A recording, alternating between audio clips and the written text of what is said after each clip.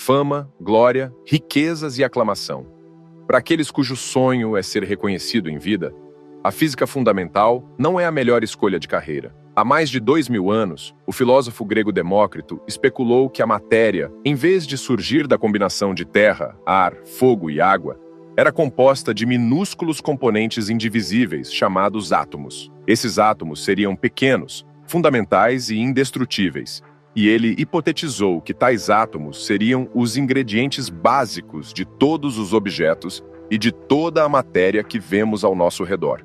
Isso foi chamado de hipótese atômica. Com o tempo, isso se mostrou verdadeiro, mas não até 60 gerações após a morte de Demócrito, no final de sua longa e plena vida, quando seus próprios átomos foram depositados no caloroso solo mediterrâneo banhado pelo sol.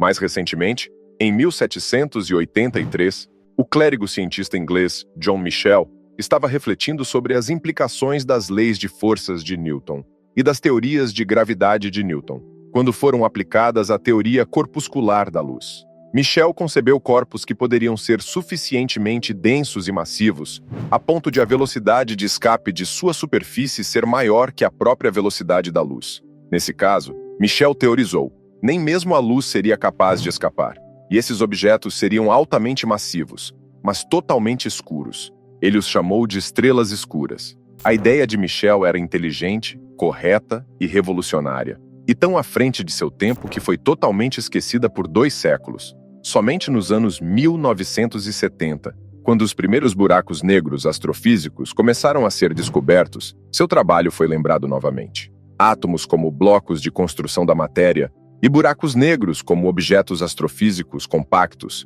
2 ideias concebidas séculos antes de serem amplamente reconhecidas como verdadeiras. A estas podemos, talvez, acrescentar uma ideia ainda mais revolucionária, uma ideia sugerida pela primeira vez por Theodor Kaluza, no início da década de 1920, uma ideia sobre a qual o próprio Einstein refletiu, mas que ainda hoje é discutida.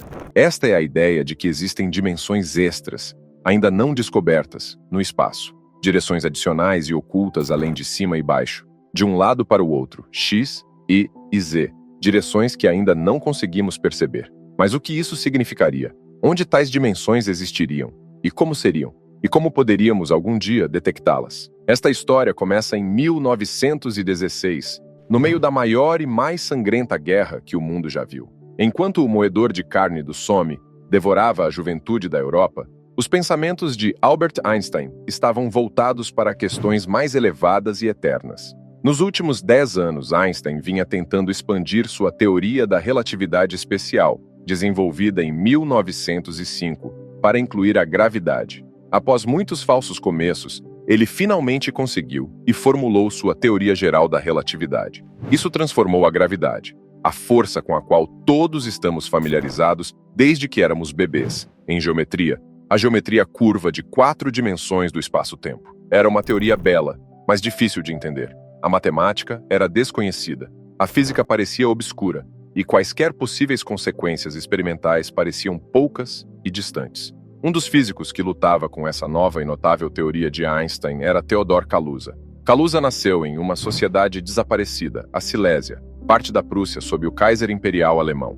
Ele cresceu na cidade universitária culta de Königsberg, onde seu pai era acadêmico, bebendo profundamente dos valores intelectuais e tradições da Europa de língua alemã e de suas grandes universidades. Os lugares e a sociedade em que cresceu desapareceram ou mudaram completamente. A Silésia há muito faz parte da Polônia, enquanto Königsberg tornou-se Kaliningrado, porto-sede da frota báltica da Marinha Russa. Suas ideias, no entanto, permanecem. Enquanto pensava nas equações de Einstein, Kaluza fez a si mesmo uma pergunta marcante. De acordo com Einstein, a geometria era dinâmica e central para a física da gravidade. Então, o que aconteceria se as equações de Einstein fossem escritas para 5 dimensões do espaço-tempo, 4 dimensões espaciais e 1 dimensão temporal, em vez das convencionais 3 dimensões espaciais e 1 dimensão temporal? À primeira vista, essa ideia parece absurda, ou pelo menos um tópico adequado apenas para um matemático sem interesse no mundo real. No mundo em que vivemos, há 3 direções, ou dimensões, no espaço, não 2 e não 4, mas 3. Então, embora possa ser um exercício acadêmico interessante pensar nas equações de Einstein em 4 dimensões espaciais, certamente, isso não pode ter relevância para o mundo físico real em que vivemos. Certamente não, a menos que, argumentou Kaluza, a dimensão extra fosse tão pequena a ponto de torná-la imperceptível.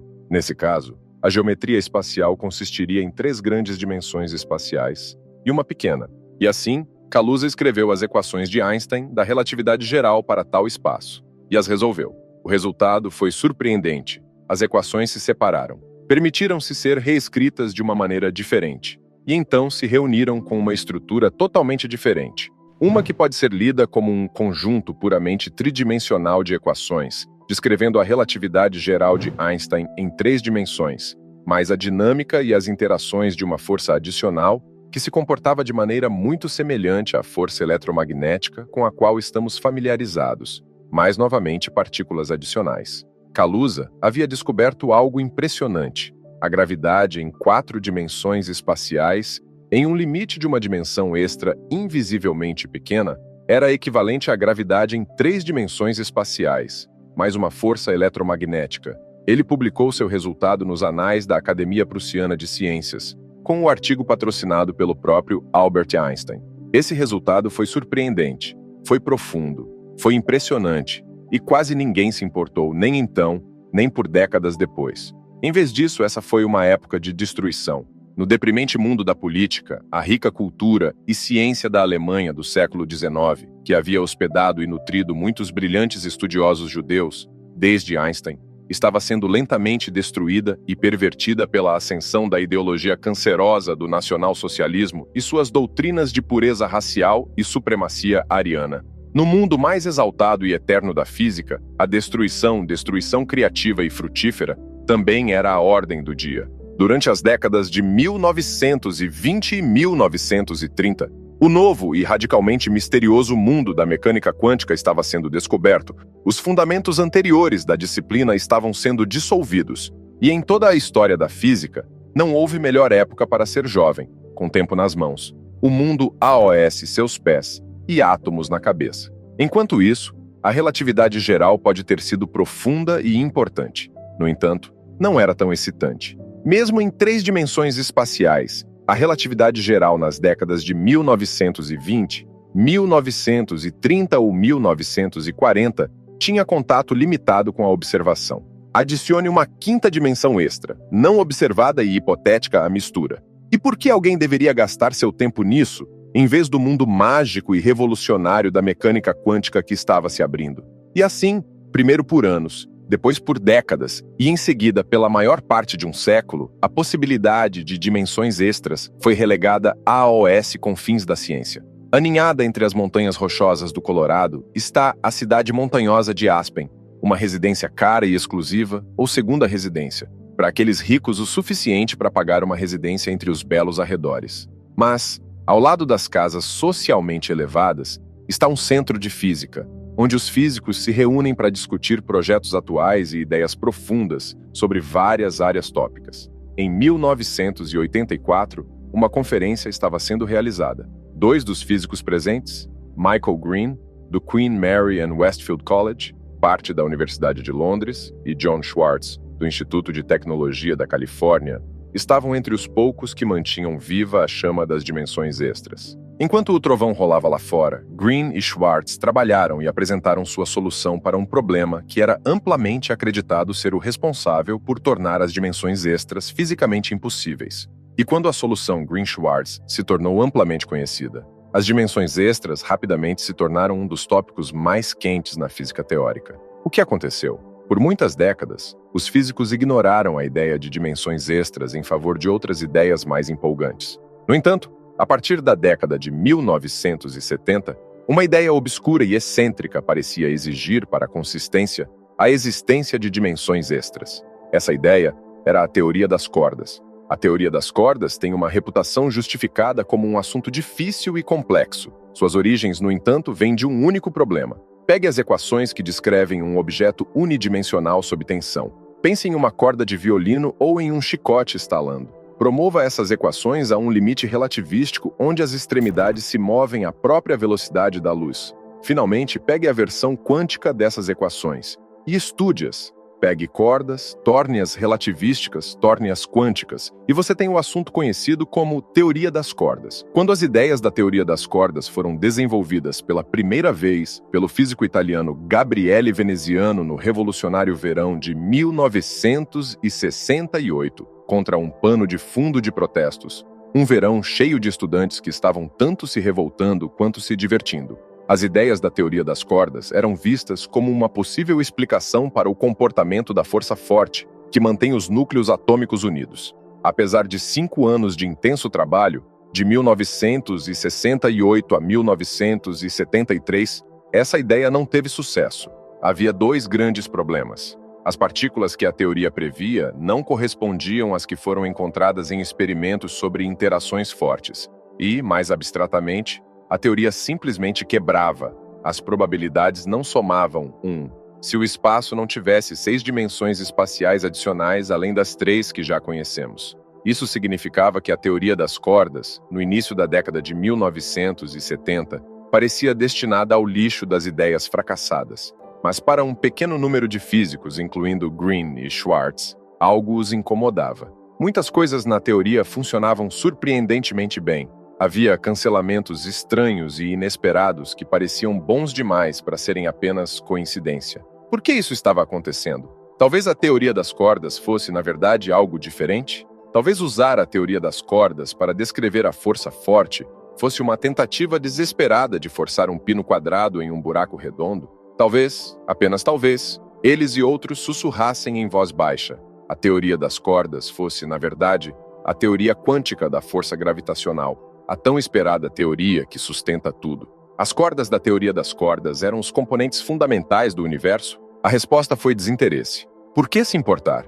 A gravidade quântica era obscura. A teoria das cordas era obscura. Coloque as duas juntas. E o número de pessoas que trabalhavam no assunto era literalmente um punhado, pois este era o grande auge do modelo padrão. E novas partículas eram descobertas quase todos os anos. A teoria das cordas na física dos anos 1970 era tão na moda quanto perucas empoadas e cartolas. Também parecia enfrentar problemas intransponíveis. Quaisquer versões da teoria das cordas que tentassem incluir o tipo de partícula que compõe o modelo padrão pareciam internamente inconsistentes. As probabilidades nas computações quânticas não somavam novamente 1. O que aconteceu na chuvosa Aspen em 1984 foi que Green e Schwartz encontraram uma maneira de resolver esse problema. O problema era um dos chamados anomalias. Para uma série inteira de cálculos na teoria quântica, as probabilidades não somavam 1. Sempre que isso acontecia, a teoria era marcada como inconsistente. Green e Schwartz descobriram um novo termo, anteriormente despercebido, nas equações. E com isso incluído, todos esses problemas anteriores desapareceram e a teoria quântica foi repentinamente consistente novamente. Seu resultado foi, e é, chamado de cancelamento de anomalias de Green-Schwartz. À medida que a notícia de seu resultado se espalhou, a teoria das cordas, uma teoria que exigia não uma, não duas, mas 6 dimensões adicionais do espaço, tornou-se um dos tópicos mais populares na física teórica. Foi um momento decisivo, e a tempestade trovejante lá fora ecoou sua importância. A física das dimensões extras, um assunto que anteriormente se arrastava na periferia da respeitabilidade, agora era o tema de uma corrida intelectual ao ouro, enquanto os físicos se aglomeravam para tentar relacionar a física da teoria das cordas e suas 6 dimensões extras, à física mais familiar das 4 dimensões e ao modelo padrão. Foi proposto que as partículas e forças do nosso mundo nasceram das diferentes maneiras pelas quais essas cordas fundamentais poderiam vibrar, e elas precisavam de 10 dimensões para vibrar, a fim de se encaixar em nossa realidade. A busca pela gravidade quântica, uma teoria de tudo que assombrou Einstein em seu leito de morte, estava novamente no centro das atenções. Eu estava em San Diego com minha esposa um dia, em 1984, olhando para o belo oceano. O telefone tocou e eram meus amigos Andrew Strominger e Gary Horowitz. Eles estavam animados porque os teóricos das cordas estavam construindo modelos do universo e precisavam saber se as variedades de Calabi-Yau realmente existiam. Fiquei feliz em confirmar que sim. Fitas de Möbius, garrafas de Klein, superfícies romanas, elas são complexas, de difícil compreensão, mas ainda assim geometrias. E assim ocorre com as quase impossíveis de visualizar 6 dimensões extras da teoria das cordas. A geometria como disciplina remonta a mais de 2000 anos. O Teorema de Pitágoras, o livro-texto de Euclides, círculos, linhas paralelas, planos infinitos. É uma das disciplinas mais antigas da matemática. E então podemos perguntar, que forma possível essas minúsculas 6 dimensões extras poderiam tomar? Elas seriam compostas de ingredientes mais simples e familiares, como linhas retas, círculos e elipses? Ou seriam, ao invés disso, objetos radicalmente desconhecidos com topologias estranhas e incomuns? Um dos exemplos mais interessantes e mais estudados de formas geométricas possíveis para as 6 dimensões extras são as chamadas variedades de Calabi-Yau, nomeadas em homenagem ao matemático ítalo-americano Eugênio Calabi e ao geômetra chinês Xing-Tung Yau. Esses espaços já haviam atraído o interesse dos matemáticos por causa de sua bela geometria complexa, aqui no sentido de números complexos, como i, a soma de um número real e de um número imaginário. Elas não são fáceis de visualizar e são topologicamente complexas. Uma variedade típica de Calabi-Yau tem centenas e centenas de equivalentes de buracos em dimensões superiores. Matematicamente, elas são uma maravilha. Mas por que essas variedades foram tão estudadas na física? Por que os primeiros teóricos das cordas escolheram essas geometrias bizarras para dobrar as 6 dimensões extras?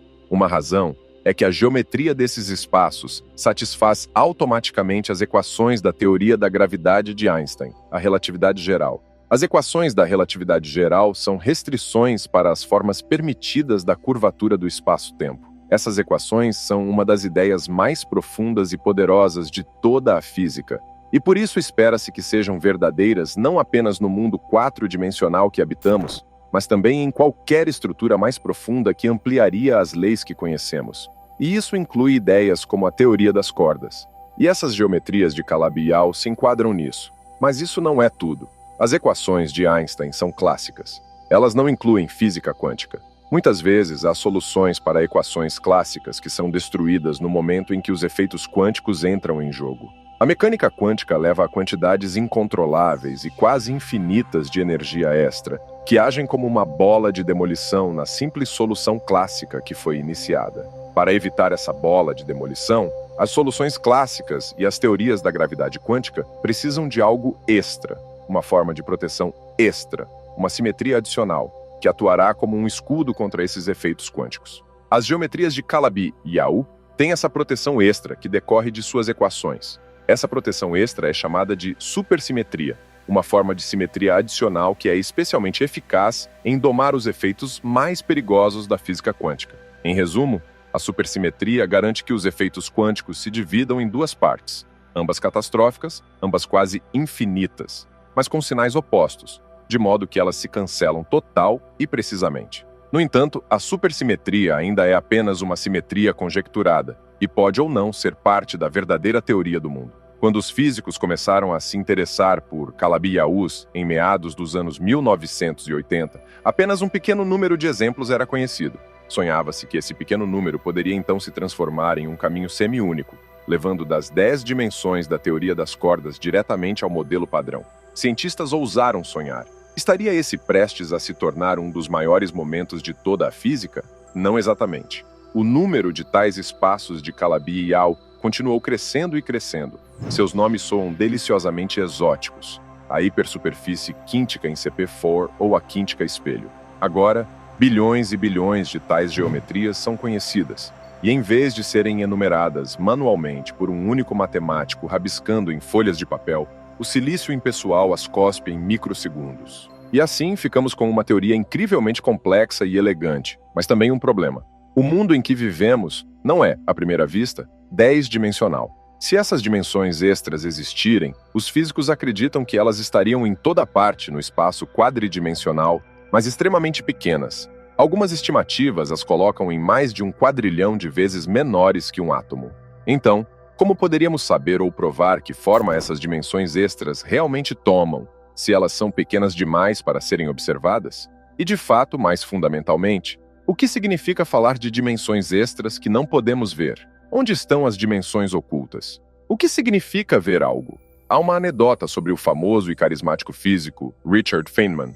Embora, como acontece com todas as boas anedotas, ela pode não ser totalmente verdadeira. Feynman, diz a história, estava conduzindo uma defesa de tese de doutorado, o exame verbal para um estudante que acabara de submeter uma tese em física teórica. A tese do estudante era sobre gravidade quântica, e ele havia realizado muitos cálculos matemáticos longos e intrincados. Feynman, no entanto, estava preocupado que, nesse processo, o estudante tivesse se perdido na matemática e esquecido sua física. Feynman começou a fazer perguntas sobre escalas físicas, tamanhos físicos, propriedades físicas. "Qual é o comprimento de onda da luz visível?" perguntou Feynman. "Eu não sei", respondeu o estudante. "Talvez 1 metro." Feynman levantou-se da cadeira do examinador e caminhou em direção ao estudante. "Eu", disse ele em seu sotaque de Nova York, "pareço borrado para você? A razão pela qual podemos nos ver e reconhecer a estrutura fina dos rostos uns dos outros é que o comprimento de onda da luz visível é um pouco menor que 1 micrômetro, ou 1 milionésimo de metro. Qualquer objeto muito maior que 1 micrômetro não fica borrado quando visto sob luz visível, e assim a luz visível nos permite resolver objetos até esses comprimentos. Objetos menores que isso, no entanto, não podem ser vistos com luz visível. Os átomos existem. Eles são, como Demócrito disse, parte do mundo natural. No entanto, sendo 1000 vezes menores que a luz visível, é simplesmente impossível vê-los usando luz visível. Esta simplesmente não tem a estrutura necessária para resolvê-los. Raios X são outra questão, mas durante a maior parte de nossa existência, os humanos não tiveram acesso a fontes controladas de raios X. Mesmo que não possamos ver átomos individuais, ainda podemos sentir seus efeitos. Toda vez que tocamos algo com as mãos ou nos sentamos em uma cadeira, sentimos os efeitos dos átomos. O fato de que, quando nos sentamos, não continuamos caindo através do assento da cadeira é devido ao efeito somado de bilhões e bilhões de átomos e as interações elétricas entre eles. Quando nos sentamos, a Terra inteira nos puxa para baixo, usando a força da gravidade. O que resiste a essa atração é uma repulsão elétrica que ocorre à medida que a matéria que somos tenta passar pela matéria que é a cadeira, e essa repulsão se origina dos átomos que compõem ambos, embora não possamos discernir diretamente os átomos individuais. Então, para os átomos, podemos sentir seus efeitos, mesmo que não possamos resolvê-los diretamente. Qual seria o análogo para dimensões extras? Se houver uma geometria secreta no espaço nas menores distâncias, que efeitos isso poderia ter em distâncias maiores, naqueles que não conseguem resolver as dimensões extras? Para entender isso, vale a pena considerar o que é uma dimensão. Todos estamos familiarizados com 3 dimensões. São as direções em que nos movemos, a forma como rotulamos as posições dos objetos. Existe uma dimensão de cima e baixo, e 2 para mover-se horizontalmente. Podemos pensar em dimensões como o número de rótulos que você precisa dar para dizer onde um objeto está, da mesma forma que as coordenadas em uma folha bidimensional de papel permitem localizar qualquer ponto individual naquele papel. Mas, e quanto a 4 dimensões espaciais, ou 5, ou 9? Quem pode realmente visualizar o que se entende por 9 dimensões espaciais? Para onde mais podemos ir em nossa mente além de cima e baixo, e norte/sul, leste/oeste? É difícil até mesmo conceber o que dimensões espaciais extras significariam.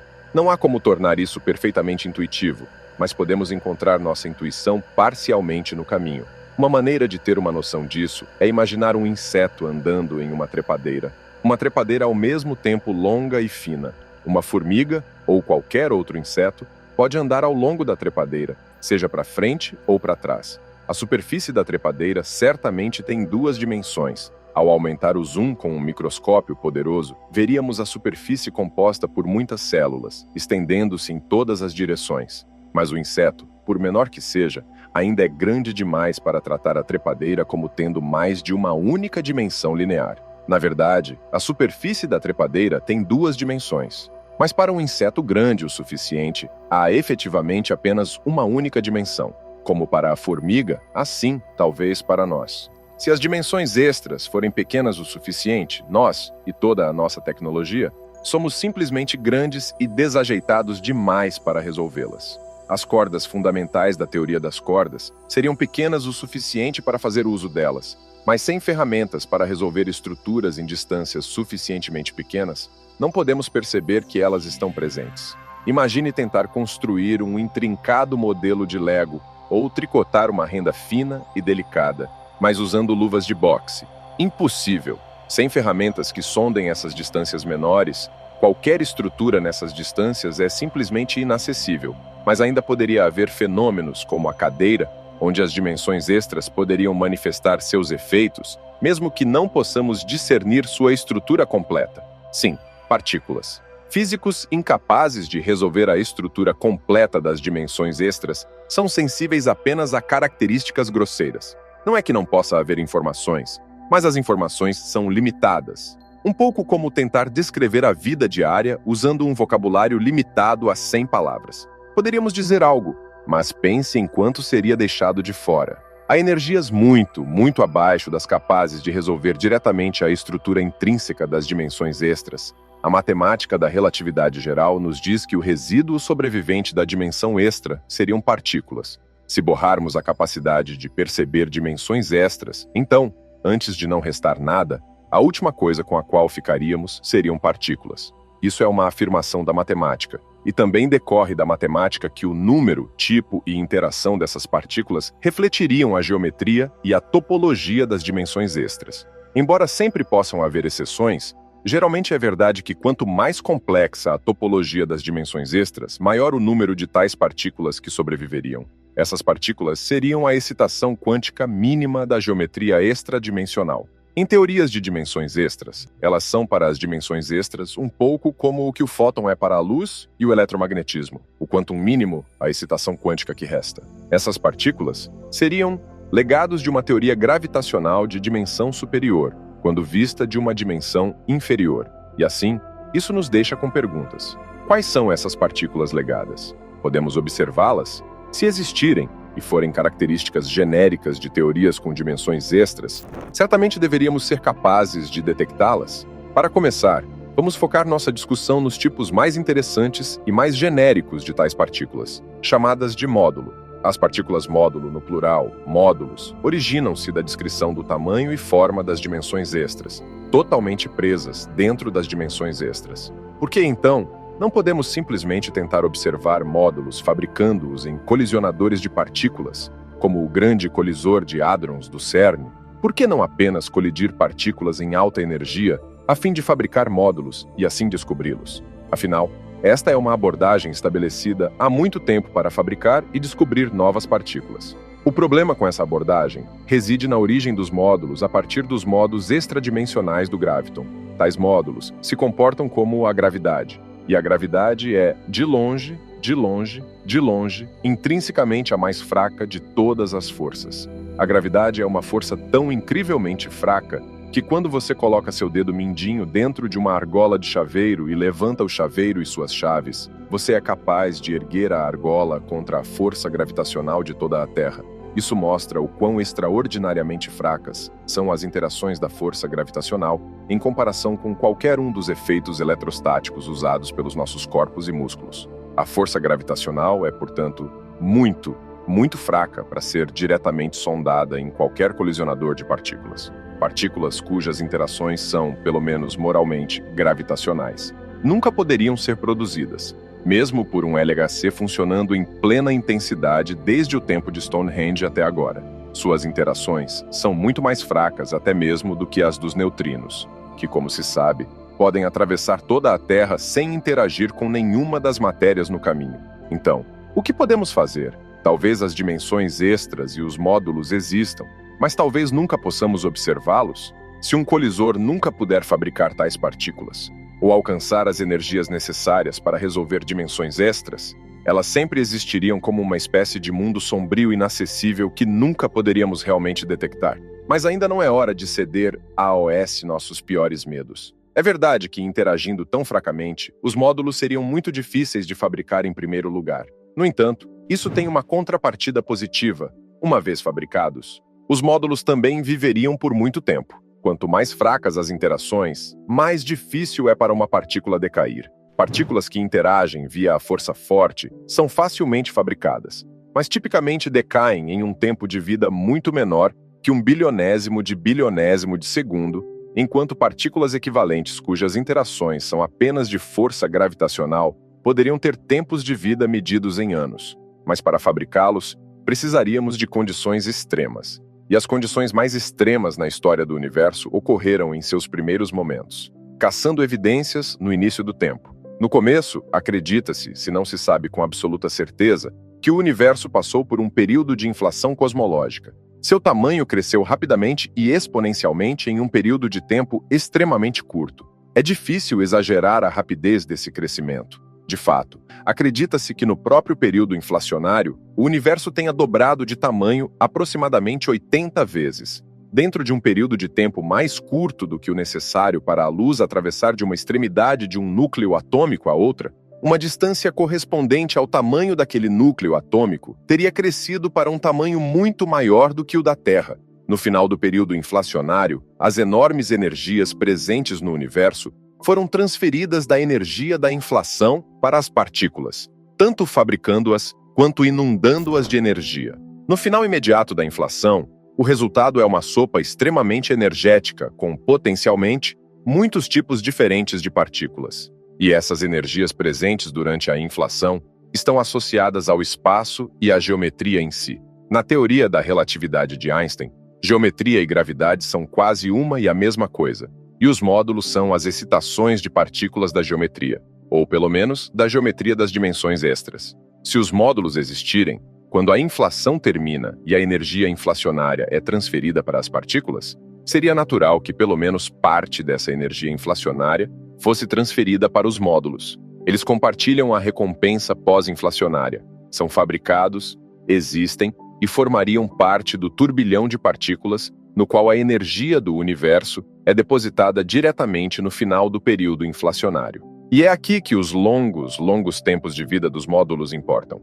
Os módulos viveriam muito mais tempo do que outras partículas. E assim, se esse cenário for verdadeiro, eles acabariam com o tempo dominando a densidade de energia do universo. Eventualmente, por um momento, quase toda a energia do universo estaria na forma de módulos. Você pode pensar nisso como um martelo batendo em um grande sino. Quando é golpeado pela primeira vez, o sino soa com um som profundo e rico, resultado dos muitos harmônicos e sobretons presentes no sino, ressoando de uma vez. Mas à medida que o tempo passa, os harmônicos mais altos decaem e não podem mais ser ouvidos. Vários segundos após o golpe original, as notas que permanecem são os harmônicos de maior duração. Da mesma forma, no início do universo, as partículas que vivem mais tempo são aquelas que restam quando todo o resto decaiu. As estimativas prevêem que um ioctossegundo após o Big Bang, a maioria das partículas teria decaído, mas os módulos durariam quase um microsegundo inteiro, uma eternidade relativa. Por si só, isso pode não parecer tão significativo. A energia é conservada. Quando as partículas decaem, sua energia de massa não desaparece, mas é convertida em outras formas de energia, em particular em partículas relativísticas, como os fótons, a versão quantizada da luz. À medida que nosso novo universo se expande, no entanto, a energia na forma de ondas relativísticas, como os fótons, se dissipa rapidamente. A razão para isso é algo chamado efeito Doppler. Esse efeito refere-se a como o tom, ou frequência, das ondas muda dependendo de se a fonte da onda está se movendo em nossa direção ou se afastando de nós. É familiar a partir das sirenes de ambulância. Embora a própria sirene opere na mesma nota intrínseca, quando a ambulância está se movendo em nossa direção, ouvimos a nota em um tom mais alto, e quando a ambulância está se afastando de nós, ouvimos a nota em um tom mais baixo. Como isso se relaciona com um universo em expansão? Para um observador localizado em algum ponto em um universo em expansão, a expansão é como se tudo estivesse se afastando de você.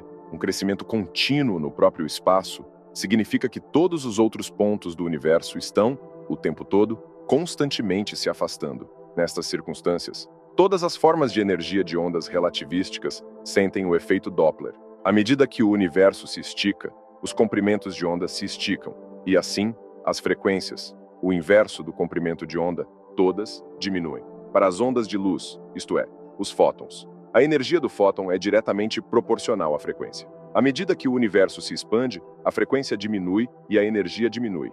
Mas para os módulos, o mesmo não seria verdade. Os módulos seriam pesados, e sua energia estaria associada à sua massa e não ao seu movimento. A energia de massa de um módulo está toda concentrada na própria partícula, em vez de em seu movimento. Essas partículas pesadas não são relativísticas, e simplesmente permanecem onde estão até que decaiam. Enquanto o universo se expande, eles ficam exatamente onde estão, mantendo toda a sua energia de massa até o ponto em que eventualmente decaem. Enquanto isso, todas as outras partículas, que têm sua energia de massa associada ao seu movimento na forma de ondas de partículas relativísticas, têm toda essa energia dissipada devido ao efeito Doppler. E assim, se os módulos existirem, é provável que o universo tenha passado por uma fase comparativamente longa logo após a inflação, onde sua energia era predominantemente na forma da massa das partículas módulo. Por quase um microsegundo, logo no início do universo, os módulos tiveram seu momento. Eles estavam em toda parte, e eles dominaram quase toda a energia do universo na forma de excitações quânticas de dimensões extras. Se isso for verdade, tal época mudaria a detecção de módulos, a impressão extremamente fraca de dimensões extras, dos reinos mais remotos do impossível para um problema de física mais convencional e difícil.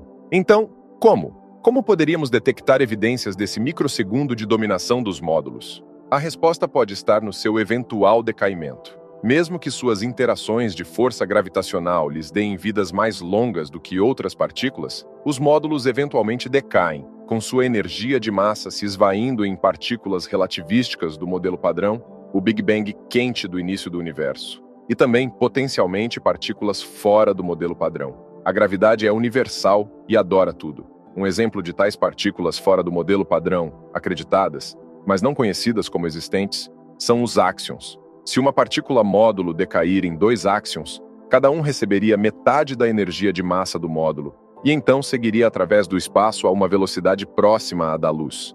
Os áxions são leves, efetivamente sem massa, e também interagem muito fracamente. Embora não se preveja que interajam tão fracamente quanto os módulos, suas interações são fracas o suficiente para que quaisquer áxions produzidos dessa forma, no início do universo, fluam livremente de então até agora.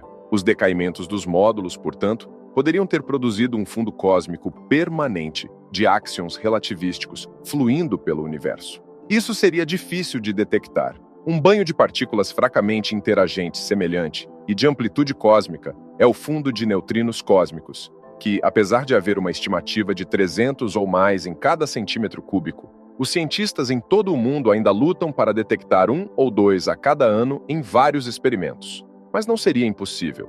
Dentro de grandes campos magnéticos, os áxions têm uma pequena chance, mas uma chance, de se converterem em fótons. Tal fundo cósmico universal de áxions, originário da física dos módulos, as excitações quânticas de dimensões extras, poderia então, em princípio, ser detectado convertendo os áxions em fótons dentro de campos magnéticos. Observações cuidadosas com telescópios melhores e maiores, olhando para o que aparentemente é nada através de campos magnéticos, podem no futuro possivelmente fornecer evidências de que o universo primitivo estava uma vez cheio de módulos, as excitações quânticas de dimensões extras. Talvez no futuro, as respostas podem não estar para sempre fora de alcance. E assim como a teoria da gravidade de Einstein tem pouco mais de 100 anos, a perspectiva de que ela realmente se origina em mais de 4 dimensões tem quase exatamente 100 anos. A ideia permanece tentadora, mas ainda teórica. Talvez as dimensões extras realmente existam, e a única razão pela qual não somos capazes de percebê-las é que somos grandes e desajeitados demais para apreciar que elas estão lá,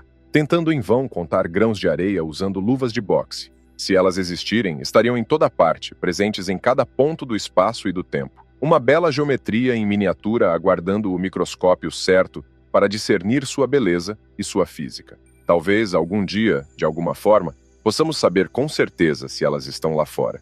E se o próprio espaço é muito maior, mais rico e mais estranho do que jamais sonhamos. Chegados a este ponto, você já assistiu a este outro documentário sobre o espaço? Eu não perderia, hein?